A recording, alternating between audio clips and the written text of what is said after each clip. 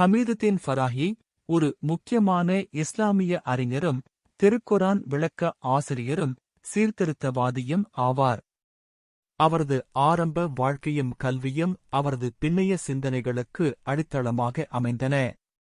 அவர் ஒரு சிறிய கிராமத்தில் பிறந்து பல முக்கியமான ஆசிரியர்களிடம் கல்வி கற்று பின்னர் தனது சொந்த கோட்பாடுகளை உருவாக்கியதை அவரது ஆரம்ப காலம் வெளிப்படுத்துகிறது. ஹமீதுதீன் ஃபராஹி பிறந்தது உத்தரப்பிரதேசத்தின் ஆசங்கர் மாவட்டத்தில் உள்ள ஃபராஹா என்ற சிறிய கிராமத்தில். அவரது குடும்பம் கல்வி மற்றும் அறிவாற்றலில் பெயர் பெற்ற ஒன்றாக இருந்தது. சிறு வயதிலேயே அவருக்கு அரபு, பாரசீக மொழிகள் மற்றும் இஸ்லாமிய அறிவியல்களில் ஆர்வம் ஏற்பட்டது. அவரது முதல் கல்வி அவரது சொந்த ஊரிலேயே தொடங்கியது. அங்கு உள்ளூர் ஆசிரியர்களிடம் அடிப்படை இஸ்லாமிய நூல்களை கற்றார். அவரது திறமையைக் கண்ட அவரது குடும்பம் அவரை மேலும் படிக்க அனுப்ப முடிவு செய்தது. அதன்படி அவர் லாகூர் சென்றார். அங்கு பல முக்கியமான பண்டிதர்களிடம் கல்வி பயின்றார். பின்னர் அவர் சஹாரன்பூரில் உள்ள தாருல் உலூம் தியோபந்த் மதரசாவில் சேர்ந்தார். அங்கு மௌலானா அஹ்மத் ஹசன் நானோட்வியின் கீழ் பயின்றார். இந்த காலகட்டத்தில் அவர் நவீன மற்றும் பாரம்பரிய கல்வி முறைகளுக்கு இடையே ஒரு சமரசத்தை தேடினார். ஆங்கிலேயர் ஆட்சி காலத்தில் பல இஸ்லாமிய அறிஞர்கள் மேற்கத்திய கல்வி முறைகளை ஏற்கத் தொடங்கினர். அந்த வகையில் ஹமீதுதீன் ஃபராஹி அலிகர் முஸ்லிம் பல்கலைக்கழகத்தில் சேர்ந்தார். ஆனால் சையத் அஹ்மத் கானின் சில கருத்துகளுடன் அவர் ஒத்துப்போகவில்லை. எனவே அவர் அங்கிருந்து விலகி தனது கல்வியை முழுமையாக இஸ்லாமிய அறிவியல்களுக்கே அர்ப்பணித்தார். இந்த காலகட்டத்தில் அவர் பல முக்கியமான நூல்களை படித்தார். அவற்றில் மஃபாதிஹுல் கைப் போன்றவை குறிப்பிடத்தக்கவை. இது அவரது சிந்தனையை பலப்படுத்தின. அவர் தனது இளம் வயதிலேயே திருக்குரானின் ஆழமான அறிவைப் பெற்றார். இந்த நூல்கள் அவருக்கு குரானின் நுணுக்கங்களை புரிந்து கொள்ள உதவின. அவரது ஆரம்ப கால கல்வி முடிந்த பிறகு அவர் கற்பிக்கத் தொடங்கினார்.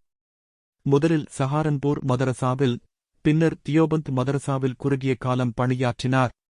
இந்த காலத்தில் அவர் தனது சொந்த கோட்பாடுகளை வளர்க்கத் தொடங்கினார். குறிப்பாக குரானின் வார்த்தைகளுக்கிடையேயான தொடர்பு, நஸ்மம் பற்றிய அவரது கருத்து இந்த காலத்திலேயே உருவாகத் தொடங்கியது. இவ்வாறு ஹமீதுதீன் ஃபராஹியின் ஆரம்ப வாழ்க்கை மற்றும் கல்வி அவரை ஒரு முழுமையான அறிஞராக உருவாக்கியது. அவரது கல்வி முறை அவரது சிந்தனைகளுக்கு ஒரு திடமான அடித்தளத்தை அமைத்தது. பின்னாளில் அவர் எழுதிய முப்ரதாத்துல் குரான், அசாலிபுல் குரான் போன்ற நூல்களுக்கு இந்த ஆரம்பகால அனுபவங்களே அடிப்படையாக அமைந்தன. ஹமீதுதீன் ஃபராஹி அவர்களின் அறிவார்ந்த வளர்ச்சியும் கற்பித்தலும் இந்த 20 ஆண்டுகளில் அவர் ஒரு சாதாரண ஆசிரியரிலிருந்து ஒரு முன்னணி இஸ்லாமிய சிந்தனையாளராக உருவெடுத்தார். அவரது கல்வி முறைகள், எழுத்துக்கள் மற்றும் பேச்சுக்கள் அனைத்தும் இஸ்லாமிய அறிவியல் உலகில் புதிய புரட்சியை ஏற்படுத்தின. இந்த காலத்தின் தொடக்கத்தில் ஃபராஹி சஹாரன்பூர் மதரசாவில் அரபு மொழி மற்றும் திருக்குரான் பாடங்களை கற்பித்து வந்தார். அவரது கற்பித்தல் முறை மிகவும் தனித்துவமானதாக இருந்தது. மாணவர்களுக்கு குரானை வெறும் மனப்பாடமாக நினைவில் வைக்கும்படி சொல்லாமல் அதன் அர்த்தங்களையும் நுட்பங்களையும் ஆழமாக புரிந்து கொள்ள உதவினார். இந்த அணுகுமுறை பலரின் கவனத்தை ஈர்த்தது. சிறிது காலத்திற்குப் பிறகு அவர் தாருல் உலூம் தியோபந்த் மதரசாவில் கற்பிக்க வாய்ப்பு கிடைத்தது. ஆனால் அங்குள்ள பாரம்பரியவாதிகளுடன் அவரது சிந்தனைகள் முற்றிலும் ஒத்துப்போகவில்லை. எனவே அவர் அங்கிருந்து விலகினார். அவரது நண்பரும் மாணவருமான மௌலானா ஷிப்லி நோமானியின் அழைப்பின் பேரில் ஃபராஹி 1898ஆம் ஆண்டில் சராய் மீர் எனும் இடத்தில் உள்ள மதரசா அலிஸ்லா என்ற பாடசாலையின் முதல்வராக பொறுப்பேற்றார். இந்த பாடசாலை பின்னாளில் ஒரு பெரிய அறிவியல் மையமாக உருவெடுத்தது. அவர் இங்கு பல ஆண்டுகள் கற்பித்தார். மாணவர்களுக்கு குர்ஆன், ஹதீஸ், அரபு இலக்கியம் மற்றும் தர்க்கம் போன்ற பாடங்களை எளிய மற்றும் சுவாரஸ்யமான முறையில் கற்பித்தார். அவரது வகுப்புகளில் குர்ஆனின் வசனங்களுக்கிடையேயான தொடர்பு, நஸ்ம் பற்றிய அவரது கோட்பாடுகள் முதன்முதலாக விரிவாக விவாதிக்கப்பட்டன. இந்தக் காலத்தில் அவர் தனது முதல் முக்கியமான நூலான முஃப்ரதாத்துல் குர்ஆன், குர்ஆனின் சொற்களஞ்சியம் எழுதத் தொடங்கினார். இந்த நூலில் குர்ஆனில் வரும் முக்கிய அரபு சொற்களின் அர்த்தங்களையும் அவை பல்வேறு சூழல்களில் எவ்வாறு பயன்படுத்தப்படுகின்றன என்பதையும் விளக்கினார். இது குர்ஆன் படிப்பவர்களுக்கு ஒரு பெரிய வழிகாட்டியாக அமைந்தது. அதே காலத்தில் அவர் அசாலிபுல் குர்ஆன், குர்ஆனின் நடை என்ற மற்றொரு நூலை எழுதினார்.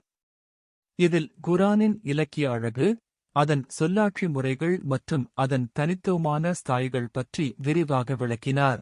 1904ஆம் ஆண்டில் அவர் இமான் பி அக்சாமில் குர்ஆன், குர்ஆனின் சத்தியங்கள் பற்றிய ஆய்வு என்ற நூலை வெளியிட்டார்.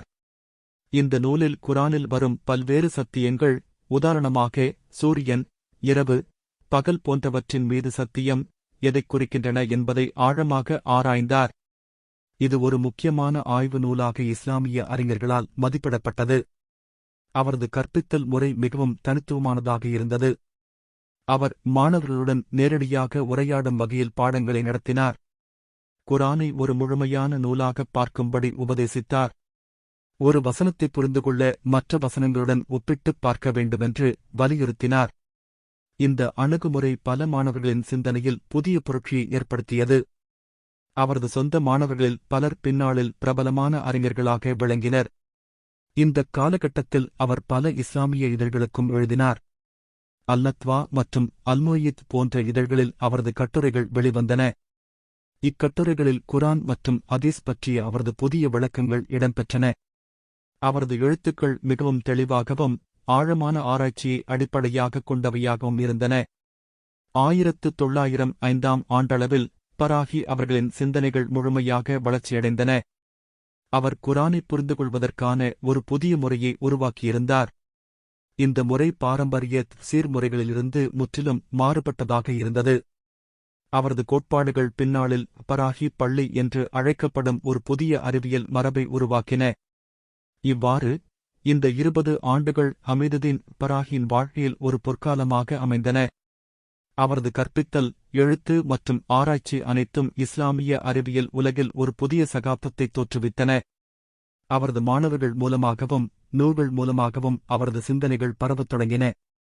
இந்த அடிப்படையில்தான் பின்னாளில் அவர் தனது மிக முக்கியமான நூல்களான தலாயில் அல்-நிசாம் மற்றும் ஜாமியுல் பயான் பி தப்சீர் அல்-குர்ஆன் போன்றவற்றை எழுத முடிந்தது. ஹமீதுதீன் பராகி அவர்களின் அறிவுசார் வாழ்வின் பொற்காலமாகத் திகழ்கிறது. இந்த 20 ஆண்டுகளில் அவர் தனது மிக முக்கியமான இலக்கிய படைப்புகளை உருவாக்கியதோடு திருக்குர்ஆன் பற்றிய அவரது புரட்சிகரமான சிந்தனைகளை முழுமையாக வெளிப்படுத்தினார். இந்தக் காலத்தில் அவர் எழுதிய நூல்களும் வளர்த்தெடுத்த கோட்பாடுகளும் இஸ்லாமிய அறிவியல் உலகில் ஒரு புதிய சகாப்தத்தையே உருவாக்கின. இந்தக் காலத்தின் தொடக்கத்தில் பராகி அவர்கள் தனது முன்னணி நூலான அசாலிபுல் குர்ஆன், குர்ஆனின் நடைமுறைகள் என்பதை முழுமையாக்கினார். இந்த நூலில் திருக்குர்ஆன் எவ்வாறு தனித்துவமான இலக்கிய முறையில் அமைந்துள்ளது என்பதை விரிவாக விளக்கினார். குறிப்பாக குர்ஆனின் வசனங்களுக்கிடையேயான இசைவு, சொல்லாட்சிகளின் நுட்பம், உவமைகளின் ஆழம் போன்றவற்றை எடுத்துக்காட்டுகளுடன் விளக்கினார். இந்த நூல் அரபு மொழி இலக்கியத்தில் ஒரு மைல்கல்லாக மாறியது. அதன் பின்னர் 1910ஆம் ஆண்டளவில் அவர் முஃப்ரதாத்துல் குர்ஆன், குர்ஆனின் சொல்லகராதி எனும் மற்றொரு முக்கிய நூலை வெளியிட்டார். இதில் குர்ஆனில் வரும் முக்கிய சொற்களின் அர்த்தங்களையும் அவை பல்வேறு சூழல்களில் எவ்வாறு பயன்படுத்தப்படுகின்றன என்பதையும் ஆழமாக ஆராய்ந்தார். இந்த நூல் குர்ஆனை ஆழமாக புரிந்துகொள்ள விரும்புவோருக்கு ஒரு அடிப்படை வழிகாட்டியாக அமைந்தது. 1914ஆம் ஆண்டில் அவர் இமான் பி அக்சாமில் குர்ஆன், குர்ஆனின் சத்தியங்கள் பற்றிய ஆய்வு என்ற நூலை எழுதினார். இந்த நூலில் குர்ஆன் பல்வேறு இயற்கை நிகழ்வுகள் மீது எடுக்கும் சத்தியங்களின் உட்பொருளை ஆராய்ந்தார். உதாரணமாக சூரியன், சந்திரன், இரவு, பகல் போன்றவற்றின் மீது குர்ஆன் எடுக்கும் சத்தியங்கள் உண்மையில் என்ன குறிக்கின்றன என்பதை ஆழமாக விளக்கினார். இந்த ஆய்வு குர்ஆனின் அறிவியல் சார்பை வெளிப்படுத்தியது. இந்தக் காலகட்டத்தில் அவர் அல்-முராரிஜ் மற்றும் அல்-மனார் போன்ற இஸ்லாமிய இதழ்களுக்கு பல கட்டுரைகள் எழுதினார். இக்கட்டுரைகளில் குர்ஆன் மற்றும் ஹதீஸ் பற்றிய அவரது புதிய விளக்கங்கள் இடம்பெற்றன. அவரது எழுத்துக்கள் மிகவும் தெளிவாகவும் ஆழமான ஆராய்ச்சியை அடிப்படையாகக் கொண்டவையாகவும் இருந்தன. குறிப்பாக அல்-மனார் இதழில் வெளிவந்த அவரது கட்டுரைகள் பரவலான விவாதங்களைத் தோற்றுவித்தன. 1920 ஆண்டளவில் பராகி அவர்கள் தனது மிக முக்கியமான கோட்பாடான நிசாம் அல்குரான் குரானின் ஒழுங்குமுறை பற்றிய ஆய்வை முன்னெடுத்தார். இந்த கோட்பாட்டின்படி திருக்குரான் ஒரு சீரான முறையில் அமைந்துள்ளது. ஒவ்வொரு அத்தியாயமும் ஒவ்வொரு வசனமும் ஒரு குறிப்பிட்ட நோக்கத்திற்காகவே அமைந்துள்ளது. இந்த கோட்பாட்டை விளக்கும் வகையில் அவர் தலாயில் அல்-நிசாம் ஒழுங்குமுறையின் சான்றுகள் என்ற நூலை எழுதத் தொடங்கினார். இந்த நூல் பின்னாளில் அவரது மிக முக்கியமான படைப்புகளில் ஒன்றாக மாறியது. அதே காலத்தில் அவர் ஜாமியுல் பயான் ஃபி தஃசீர் அல்-குரான் குரான் விளக்கத்தின் முழுமையான தொகுப்பு என்ற மற்றொரு பெரிய திட்டத்தைத் தொடங்கினார். இந்த நூலில் குரானின் ஒவ்வொரு அத்தியாயத்தையும் அதன் சூழலுடன் புரிந்து கொள்ளும் முறையை விளக்க முனைந்தார். இந்த திட்டம் அவரது வாழ்நாளில் முழுமையாக முடிந்தபாடில்லை என்றாலும் அவரது மாணவர்கள் இதைத் தொடர்ந்து நிறைவேற்றினர். இந்த 20 ஆண்டுகளில் பராகி அவர்கள் பல மாணவர்களையும் பின்பற்றுபவர்களையும் உருவாக்கினார். அவர்களில் குறிப்பிடத்தக்கவர் அமீன் அசன் இஸ்லாஹி, பின்னாளில் பராகி பள்ளியின் முக்கிய பிரதிநிதியாக விளங்கியவர். பராகியின் கற்பித்தல் முறை மிகவும் தனித்துவமானதாக இருந்தது. அவர் மாணவர்களுடன் நேரடியாக உரையாடும் வகையில் பாடங்களை நடத்தினார். குரானை ஒரு முழுமையான நூலாகப் பார்க்கும்படி உபதேசித்தார். இந்த காலகட்டத்தின் இறுதியில் பராகி அவர்களின் சிந்தனைகள் முழுமையாக வளர்ச்சியடைந்தன. அவர் குரானை புரிந்துகொள்வதற்கான ஒரு புதிய முறையை உருவாக்கியிருந்தார். இந்த முறை பாரம்பரிய சீர்முறைகளிலிருந்து முற்றிலும் மாறுபட்டதாக இருந்தது. அவரது கோட்பாடுகள் பின்னாளில் பராகி பள்ளி என்று அழைக்கப்படும் ஒரு புதிய அறிவியல் மரபை உருவாக்கின. இவ்வாறு இந்த 20 ஆண்டுகள் ஹமீதுதீன் பராகியின் வாழ்க்கையில் ஒரு பொற்காலமாக அமைந்தன. அவரது எழுத்துக்கள், ஆராய்ச்சிகள் மற்றும் கற்பித்தல் அனைத்தும் இஸ்லாமிய அறிவியல் உலகில் ஒரு புதிய சகாப்தத்தை தோற்றுவித்தன. அவரது நூல்கள் இன்றும் குரான் ஆய்வாளர்களுக்கு ஒரு முக்கியமான வழிகாட்டியாக திகழ்கின்றன.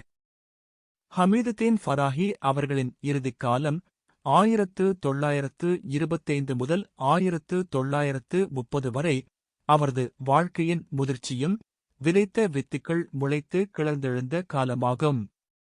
இந்த 5 ஆண்டு காலத்தில் அவரது உடல் நலம் மெதுவாக சரிந்தாலும் அவரது அறிவுசார் தீவிரம் எப்போதையும் போல் உயிர்ப்புடன் திகழ்ந்தது. அவரது வீடு மாணவர்களின் குரல் எப்போதும் முழங்கும் ஒரு சிறிய பல்கலைக்கழகமாக மாறியிருந்தது. 1925 ஆண்டளவில் ஃபராஹி அவர்கள் தனது முக்கியமான நூலான தலாயில் அல்-நிசாம் ஒழுங்குமுறையின் சான்றுகள் மீது தீவிரமாக பணியாற்றிக் கொண்டிருந்தார். இந்த நூல் அவரது வாழ்நாளின் பெரும்பாலான ஆராய்ச்சிகளின் சாரமாக அமைந்தது. குரானின் வசனங்களுக்கிடையேயான நுட்பமான தொடர்புகளை இந்நூல் விளக்கியது. ஒவ்வொரு அத்தியாயமும் எவ்வாறு ஒரு குறிப்பிட்ட தலைப்பைச் சுற்றி வட்டமிடுகிறது என்பதை அவர் தன் தனித்துவமான நடையில் விளக்கினார். இந்த நூலை எழுதும்போது அவர் தனது மாணவர் அமீன் அஹ்சன் இஸ்லாஹியை நெருக்கமாக உதவியாளராகக் கொண்டிருந்தார். அதே காலத்தில் அவர் மஜ்முஅத் ரசாயில் கட்டுரைகளின் தொகுப்பு என்ற தொகுப்பை தயாரித்துக் கொண்டிருந்தார். இதில் அவர் வருடங்களாக பல்வேறு இதழ்களில் எழுதிய கட்டுரைகள் சேகரிக்கப்பட்டன. அல்மனார், அல்ஜமியாத் போன்ற இதழ்களில் வெளிவந்த அவரது ஆய்வுகள் இதில் இடம்பெற்றன. இந்த கட்டுரைகள் குரான் பற்றிய அவரது புரட்சிகரமான பார்வைகளை முழுமையாக வெளிப்படுத்தின. 1926 அவரது உடல்நிலை முற்றிலும் சரியில்லாத நிலைக்குத் தள்ளியது. ஆனால் அவர் தனது ஆராய்ச்சிப் பணிகளை நிறுத்தவில்லை. அவரது வீட்டின் சிறிய அறையே ஒரு கல்விக் கூடாரமாக மாறியிருந்தது. அங்கு தினமும் மாணவர்கள் கூடுவார்கள். குரானின் ஆழமான விளக்கங்களை கேட்பார்கள். அவரது குரல் சற்று மெல்லியாக இருந்தாலும் அவரது சொற்கள் எப்போதும் தெளிவாகவும் ஆழமாகவும் ஒலித்தன. அவரது இறுதிக் காலத்தில் ஒரு சுவாரஸ்யமான நிகழ்வு நடந்தது.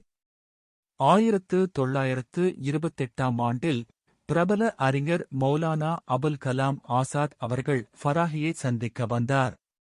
2 பெரும் அறிஞர்களுக்கிடையே நடந்த உரையாடல் பல மணி நேரம் நீடித்தது. குரான் பற்றிய அவர்களது விவாதங்கள் அனைவரையும் மெய்சிலிர்க்க வைத்தன. இந்தச் சந்திப்பு இஸ்லாமிய அறிவியல் வரலாற்றில் ஒரு முக்கியமான திருப்புமுனையாக கருதப்படுகிறது. 1929 ஃபராஹி அவர்கள் தனது இறுதி நூலான அஸ்ஸலாத் ஃபில் குர்ஆன், குர்ஆனில் ஸலவாத் என்ற சிறிய ஆனால் ஆழமான நூலை எழுதினார். இந்த நூலில் குர்ஆனில் வரும் பல்வேறு துஆக்கள், பிரார்த்தனைகள் பற்றிய ஆய்வு இடம்பெற்றிருந்தது. ஒவ்வொரு துஆவின் ஆழமான அர்த்தத்தையும் அது எந்த சூழலில் வருகிறது என்பதையும் அவர் தனது தனித்துவமான முறையில் விளக்கினார். 1930ஆம் ஆண்டு அவரது வாழ்க்கையின் இறுதி ஆண்டாக அமைந்தது. அந்த ஆண்டு நவம்பர் மாதம் 11ஆம் தேதி சராய் மீர் என்ற சிறிய ஊரில் தனது 77 வயதில் ஹமீதுதீன் ஃபராஹி இவ்வுலகை விட்டு மறைந்தார். அவரது இறுதி யாத்திரை ஒரு பெரிய ஜனக்கூட்டத்தினரால் நிறைவேற்றப்பட்டது. அவரது மாணவர்கள் அனைவரும் கண்ணீர் விட்டு அழுதார்கள். ஆனால் அவர்களுக்கு ஆறுதலாக இருந்தது ஒன்று, அவர் விட்டுச் சென்ற அறிவு பாரம்பரியம். ஃபராஹி அவர்களின் மறைவுக்குப் பிறகு அவரது மாணவர்கள் அவரது கற்பனைகளை நிறைவேற்ற முனைந்தனர். அமீன் ஹசன் இஸ்லாஹி அவர்கள் ததப்பொருள் குர்ஆன் என்ற மாபெரும் தஃப்சீர் நூலை எழுதினார். அது ஃபராஹியின் கோட்பாடுகளின் அடிப்படையில் அமைந்தது. தர்ஜுமான் அல்-குர்ஆன் போன்ற இதழ்கள் ஃபராஹி பள்ளியின் கருத்துக்களை பரப்பத் தொடங்கின. இன்று ஹமீதுதீன் ஃபராஹி அவர்களின் பெயர் இஸ்லாமிய அறிவியல் உலகில் ஒரு பொற்காலத்தை குறிக்கிறது. அவரது நூல்கள் பல மொழிகளில் மொழிபெயர்க்கப்பட்டுள்ளன. அல்முராரிஜ் போன்ற இதழ்கள் அவரது கட்டுரைகளை இன்றும் வெளியிட்டு வருகின்றன. அவரது கோட்பாடுகள் பல்கலைக்கழகங்களில் ஆராய்ச்சிக்கு உள்ளாகின்றன. ஒரு சாதாரண கிராமத்தில் பிறந்த ஒரு சிறுவன் எப்படி ஒரு பேரறிஞனாக மாறினான் என்பதற்கு ஹமீதுதீன் ஃபராஹியின் வாழ்க்கை ஒரு சிறந்த உதாரணம். அவரது இறுதிக் காலம் அவரது வாழ்க்கையின் பழுக்கக் கனியாக அமைந்தது. ஒரு மரம் வீழ்ந்தாலும் அதன் விதைகள் புதிய மரங்களாக வளரும் என்பதை அவரது வாழ்க்கை நிரூபித்துள்ளது.